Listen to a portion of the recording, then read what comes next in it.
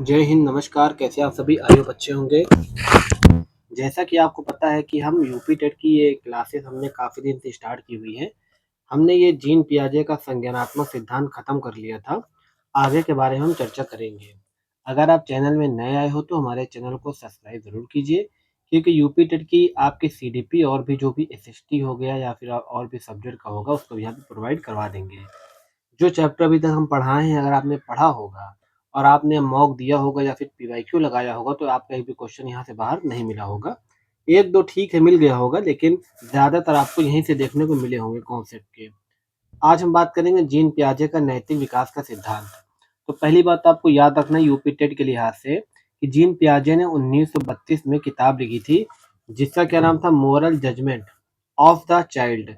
तो सीधे तौर पे ये क्वेश्चन पूछ सकता है कि moral judgement of the child किसकी किताब है, ठीक है? तो आपको बता देना है जीन पियाजे। या फिर आपका सीधे तौर पे क्वेश्चन पूछ सकता है कि जीन पियाजे ने the moral judgement of the child जो पुस्तक लिखी थी किस डेट में लिखी थी या किस सन में लिखी थी। तो ऑप्शन 1932। क्योंकि आपको पता है यूपी टेट फैक्ट वाले क्वेश्चन ज़्यादा पूछता है। जैसे हरियाणा वगैरह आपका जो पेपर होता है ना, टेट वगैरह का थोड़ा सा कॉन्सेप्चुअल रहता है, लेकिन सी टेट का कॉन्सेप्चुअल रहता है। लेकिन जो आपको यूपी टेट थोड़ा फैक्ट वाले ज़्यादा अब तक पूछा है। तो पियाजे का मानना था कि बच्चे के नैतिक निर्णय लेने का विकास एक निश्चित क्रम पर होता है, बौद्धिक विकास से संबंधित होता है। इन्होंने ये बताया कि जो बच्चा होता है वो नैतिक जो निर्णय लेता है, ठीक है ना? नैतिक निर्णय मतलब हमें अपने झंडे का सम्मान करना चाहिए, राष्ट्रीय गान का सम्मान करना चाहिए। मतलब जो नैतिकता होती है ना, वो एक निश्चित क्रम के बाद ही आ पाता है, एक निश्चित डेट पर, एक निश्चित टाइम पर आती है। तो उन्होंने भी क्या किया था, इसको 3 स्तर में बाँटा था। तो आपसे पूछेगा कि जीन पियाजे का नैतिक विकास का सिद्धांत कितने भागों में बाँटा गया है, तो 3 भागों में। एक आपका नैतिक यथार्थता था, एक नैतिक समानता था, एक नैतिक सापेक्षता। क्या था आपका? एक नैतिक यथार्थता, नैतिक समानता, एक नैतिक सापेक्षता। ये चीज़ याद करना है। नाम इसलिए याद करना है कि पेपर में 4 नाम दे देगा। पूछेगा ये कौन-सा नहीं है तो आपको बता देना नहीं कौन-सा है। थोड़ा-सा अंदर इसके बारे में चर्चा कर लेते हैं, क्या बोल रहा है? नैतिक यथार्थता, ठीक है ना? रियलिज़्म इसको जिसको बोलते हैं हम। इसे नैतिक विकास की प्रारंभिक अवस्था मानी जाती है, जो लगभग 4 वर्ष से लेकर 7 वर्ष तक रहती है। आपको डेट याद रखना है। 4 वर्ष से लेकर 7 वर्ष तक ये रहती है। इस अवस्था को विषम या विवशता की नैतिकता का काल कहा जाता है। इस स्तर पर बच्चे माता-पिता, बड़े-बुजुर्ग लोगों, शिक्षक एवं अधिकारी आदि द्वारा बताई गई बातों या नियम को ही न्याय संगत, तर्कयुक्त एवं उचित मानते हैं और इनका सदैव पालन करते हैं। मतलब जो बच्चा 4 से 7 साल का होगा, तो जो टीचर हमारे होते हैं या फिर आपके बड़े भाई हो गए या फिर आपका बच्चे का माँ-बाप हो गए, ये सब जो नैतिक बातें सिखाते हैं, तो वो बच्चे सीखते हैं। जैसे बच्चा किसी मतलब बड़े बुजुर्ग को देखकर सुबह-सुबह प्रणाम करता है, आदाब करना, सलाम करना, नमस्कार करना, ये सब जो आदतें सिखाई जाती है ना, ये 4 से 7 वर्ष में आती है। ये चीज़ आपको ध्यान रखना है। या इसमें यह धारणा रहती है कि अनुचित या बुरा करने पर प्रकृति या ईश्वर हमें स्वयं दंड देते हैं। तो बच्चों को ये बताया जाता है कि बेटा अगर आप बुरा काम करोगे ना, तो ईश्वर आपको क्या करेगा? दंड देगा। ये भी आपको याद रखना है। फिर अगला आता है नैतिक यथार्थता के बाद नैतिक समानता। इसमें क्या बात होती है? इसकी जो अवधि होती है 8 से 12 वर्ष होती है। यह नैतिक विकास की दूसरी अवस्था है जो 8 वर्ष से लेकर 12 वर्ष तक चलती है। इसमें क्या होता है? इस स्तर में बच्चों में स्वयं केंद्रिता की प्रवृत्ति घट जाती है एवं सहयोग की प्रवृत्ति का विकास होता है। मतलब खुद से जो स्वयं केंद्रिता, मतलब खुद पे ये केंद्रित नहीं रहते, बल्कि जो दूसरे की सहयोग की आवश्यकता इनको पड़ने लगती है। इसमें क्या होता है कि बच्चे किसी विषय को समरूपता एवं समान भावों के आधार पर व्याख्यात करने का प्रयास करता है। बच्चों में अपने खेलों के नियम के पालन एवं ईमानदारी से खेल खेलने की प्रवृत्ति। इस स्तर पर बच्चों का अधिकांश समय नियमों एवं बेईमानियों के ऊपर तर्क-वितर्क करने में व्यतीत होता है। मतलब देखो नियम का पालन वगैरह अगर कहीं पूछ लेगा तो बता देना नैतिक समानता। इसमें आपने देखा होगा सीटेट वगैरह पेपर आपने दिया होगा तो उसमें आपने देखा होगा कि उसमें बच्चा नियम का पालन किस अवस्था में करता है, ये क्वेश्चन हमने देखा है सीटेट में। ये वाला सीधे तौर पे पूछा है कि बच्चा खेल के नियमों का पालन, नियम किस अवस्था में करता है, तो उसमें नैतिक अवस्था होगा। अगला क्वेश्चन आपका क्या बोल रहा है? नैतिक विकास का यह सर्वाधिक परमार्जित स्तर है। इस स्तर का प्रारंभ लगभग 12 वर्ष से माना जाता है, ठीक है ना? ये सापेक्षता है, मतलब वो तो कहाँ से था? 8 से 12, ये 12 से ऊपर।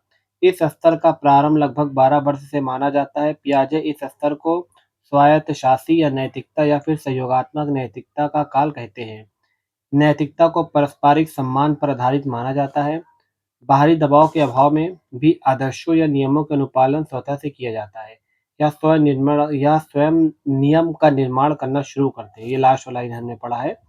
जो लास्ट का लाइन हमने पढ़ा है ना कि या स्वयं का निर्माण करना शुरू करते हैं, तो इसको बोलते हैं नियम सापेक्षता। ठीक है, और इसमें कुछ नोट करके दिया हुआ है, इसको थोड़ा सा हम पढ़ लेते हैं कि पियाजे के संज्ञानात्मक विकास के सिद्धांत में 2 प्रक्रियाएँ होती हैं, एक समावेशन होता है, समायोजन होता है। मतलब ये तो कंप्लीट हो चुका है, ये अलग से दिया हुआ है, थोड़ा-सा मोस्ट इम्पोर्टेंट पॉइंट है ये। प्रचलित योजनाओं में नई जानकारी जोड़ने को इस नाम से जाने आत्मसातीकरण। मतलब ये चीज़ हम पहले पढ़ा चुके हैं कि अगर आपके दिमाग में कोई चीज़ पहले से है और आप थोड़ा-सा और कुछ ऐड कर रहे हो, तो वो आत्मसातीकरण होता है। हम एग्ज़ाम्पल के तौर पे आपको बताना चाहेंगे, जैसे आपने पढ़ा वर्षा के बारे में। आपको वर्षा के प्रकार पता है, ठीक है? लेकिन उस प्रकार के अंदर क्या होता है, संवहन वर्षा क्या होती है, पर्वतीय वर्षा क्या होती है, वो नहीं पता, सिर्फ़ नाम पता है।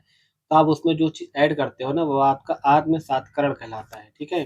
फिलहाल इसको हम बता चुके हैं, समायोजन वगैरह बहुत बढ़िया तरीके से पीछे हमने बताया था। अब आगे बढ़ते हैं वाइगोत्स्की की ओर। और आपको हम ये बता दें कि अगर आपने अभी तक चैनल को सब्सक्राइब नहीं किया तो कर लीजिए। जो ये बुक है, ये आपकी बुक अग्रवाल पब्लिकेशन की बुक है, बहुत ही बढ़िया बुक होती है ये, ठीक है? तो हम थोड़ा-सा आज हल्का-फुल्का वाइगोत्स्की के बारे में चर्चा करेंगे और उसके बाद फिर हम वाइगोत्स्की के सिद्धांत कल बात करेंगे। तो इसमें देखो, मनोवैज्ञानिक वाइगोत्स्की 1978, ये याद रखना है आपको, 1978 का मानना था कि पियाजे ने संज्ञानात्मक विकास में अपने सिद्धांत में बच्चों के माध्यम से वातावरण को स्वतंत्र रूप से खोजबीन करके संज्ञानात्मक विकास की प्रक्रिया में बल दिया। ठीक है, बच्चा अपने माइंड का यूज करके वातावरण में क्या करता है, खोजबीन करता है। उसने जीन पियाजे ने परिपक्वता को भी महत्वपूर्ण माना है। ठीक है, जीन पियाजे ने कहा कि बच्चों में जो परिपक्वता होती है वो भी महत्वपूर्ण होती है। ठीक है, ये भी ठीक है। लेकिन सामाजिक सांस्कृतिक संदर्भ जिसमें समर्थक लेव वाइगेस्की है ने स्वीकार नहीं किया। तो देखो, कुल मिला के उन्होंने संज्ञानात्मक की बात की थी जीन पियाजे ने, लेकिन वाइगोस्की ने कहा था कि वो सब तो ठीक है जो इन्होंने दिया जीन पियाजे ने, ठीक है, लेकिन उन्होंने सामाजिक संस्कृति की बात नहीं की। मतलब जब बच्चा अपने घर से बाहर निकलता है, समाज में मिलता है ना, तो समाज में मिलता है लोगों से, तो लोगों की चीज़ों को जानता है। मान लो एक छोटा बच्चा है, अपना चल के बाहर निकला, लोगों से मिला-जुला, चीज़ों को देखा, उसने देखा कि लोग बैट बॉल खेल रहे हैं, तो बच्चा भी धीरे-धीरे बैट बॉल खेलना स्टार्ट कर देता है। तो इसमें के अंदर क्या हो रहा है, समाज आ रहा है, सामाजिकता आ रही है।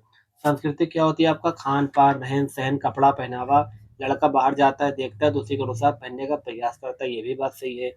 तो इन्होंने क्या किया था, वाइगोस्की ने, कि सामाजिक संस्कृति का सिद्धांत दिया था, ठीक है ना? इन्होंने क्या बताया कि उन्होंने बच्चों के संज्ञानात्मक विकास में सामाजिक कारकों व भाषा को महत्वपूर्ण बताया। बताया कि बच्चों का जो संज्ञानात्मक विकास होता है उसमें सामाजिक कारक भी महत्वपूर्ण है और साथ ही साथ भाषा भी इम्पोर्टेंट है। इन्होंने बताई थी वाइगोस्की ने, ठीक है? ज़्यादा पढ़ने की ज़रूरत नहीं है क्योंकि हम वही लाइन पढ़ने वाले हैं तो ज़्यादा इम्पोर्टेंट है। अब हम बात करेंगे थोड़ा-सा अंतर इनके बारे में। अब अंतर पेपर में तो नहीं आता है, लेकिन अंतर हम इसलिए पढ़ रहे हैं कि थोड़ा-सा क्लियर हो जाए ना कि इन्होंने क्या बोला, इन्होंने क्या बोला। जितने ज़्यादा बार पढ़ेंगे उतना हमको ज़्यादा याद हो जाएगा। जैसे संज्ञानात्मक विकास जन्म से किशोरावस्था तक अंत बिंदु है, ठीक है?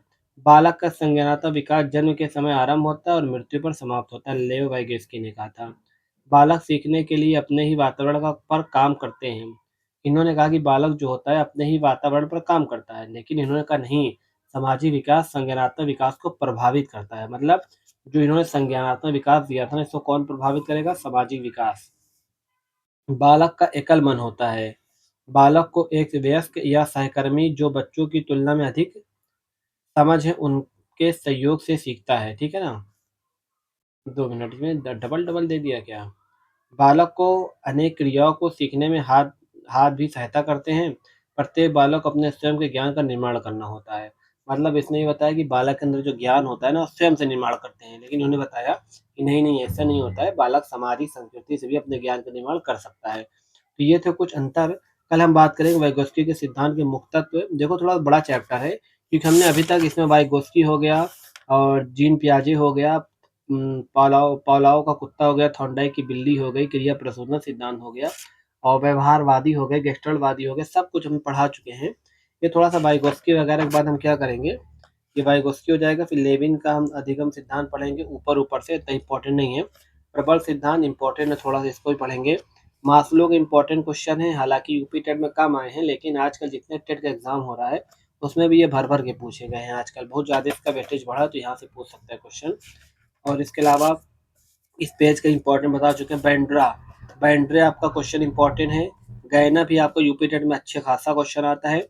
बैंड्रा से अभी तक कम आया है, लेकिन आजकल जितने टेट का एग्जाम हो रहा है ना, धीरे धीरे थोड़ा सा इन सब पे ज़्यादा फोकस कर रहे हैं सब। उसके बाद हम यहाँ से महत्वपूर्ण बिंदु को कवर करते हुए हम सीधा यूपी टेट का जो प्रैक्टिस हुआ था ना 2013 से 20 तक, इसको कवर करेंगे। इसको कवर करने के बाद काफ़ी लंबा चैप्टर है ये, 104 क्वेश्चन कवर करने के बाद हम फिर महत्वपूर्ण प्रश्नों को प्रैक्टिस करेंगे।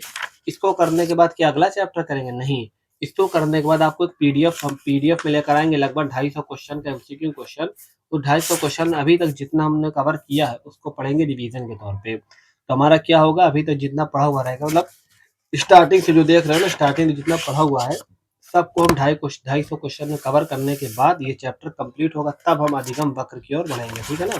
अगला चैप्टर कौन सा है फिर? अधिगम वक्र। मतलब 1 हफ्ते का प्रोसेस चलेगा। अभी चाहूँ तो मैं जल्दी खत्म करा दूँ, लेकिन हम चाहते हैं जो पढ़ा रहे हैं आपके लिए एकदम सॉलिड तैयार हो जाए। अभी ये नहीं हो कि कच्चा-कच्चा तैयार है, फिर रिवीजन करना पड़े। एक बार में आपको क्लियर हो जाए। ठीक है? वीडियो अगर पसंद आई हो तो यार लाइक और सब्सक्राइब ज़रूर करना। तब तक के लिए जय हिंद, धन्यवाद।